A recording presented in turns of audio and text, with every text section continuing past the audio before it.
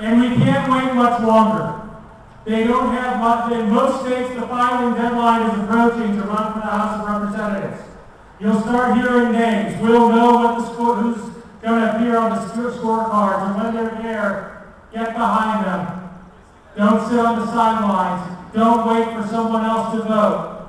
Don't worry about whether or not it's a good candidate in Missouri and you live in Illinois, or a good candidate in Illinois and you live in Missouri, or Arkansas, or Pennsylvania, or California. We need to send good men and women to Washington from every district in the country, from every state, from every corner. There's nothing wrong with 100% turnover in Congress.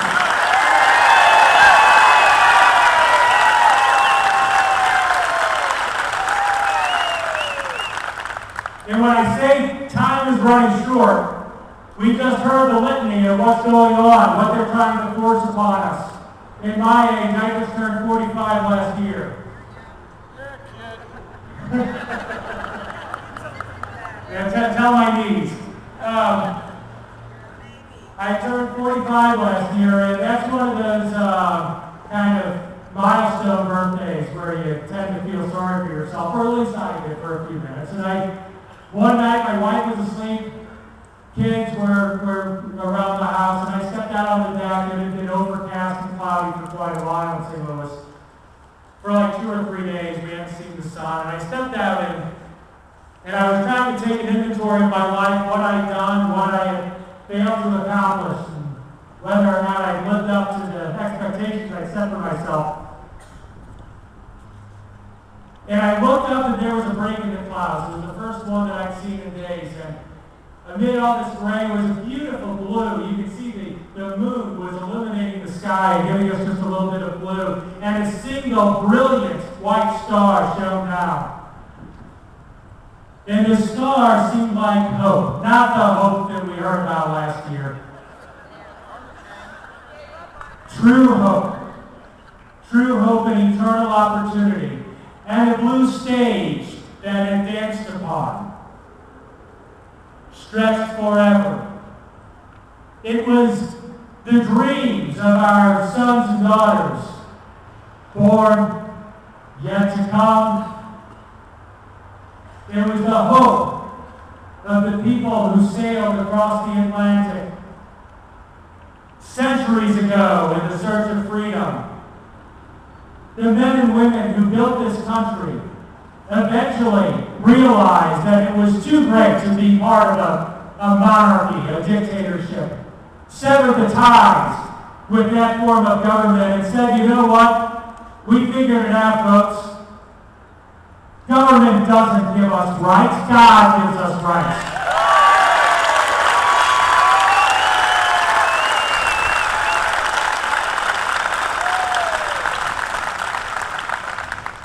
Freedom wasn't a gift from America to the world. A form of government that respects freedom is. If our government stops respecting freedom, it's lost its reason to exist.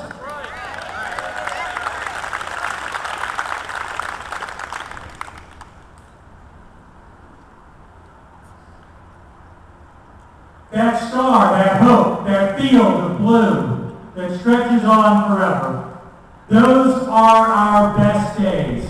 They're ahead of us, they're in the future, they're not in the past.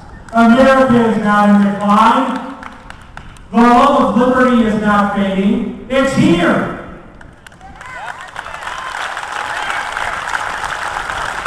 It's beating in every one of us. It's shining down brighter than the sun. And in those 45 years, as I thought about my life, some of the things that happened were just absolutely astonishing, you know. We had cured diseases. We've been to the moon. We connected every one of our homes. We have cell phones where we can talk to each other no matter where we are. That might be good, it might be bad, but it's a pretty amazing accomplishment. And we did that relying most of the time on about 28% of the population. For most of America's history, for most of the Western world's history. We relied on white men in positions of power to make those decisions. Now, there's some who say, look at how evil we are. For centuries, we ignored women, we ignored minorities, we ignored blacks, we ignored Latinos. I say, look at what we did, neglecting that great resource. Imagine where we can go with everybody participating and contributing and thinking and deciding.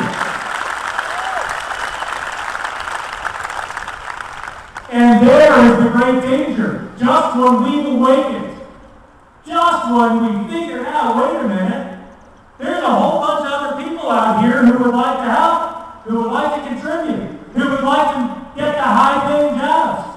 They'd like to be doctors and lawyers. They'd like to do exciting things. They'd like to go to the moon. They'd like to help design that next spacecraft. Just when we get there, we have this present administration in Washington, and many like it before, that want to cut that down before it starts. They don't want to chop us up by race or sex or national origin. They want to divide us by what college we went to, whether or not we have a degree in social work, whether or not we bow low enough to the prince. But we're Americans. There's one prince we'll bow to, and he's not here. We don't know when he's coming back. And we just wanted to have a free country to visit first when it comes.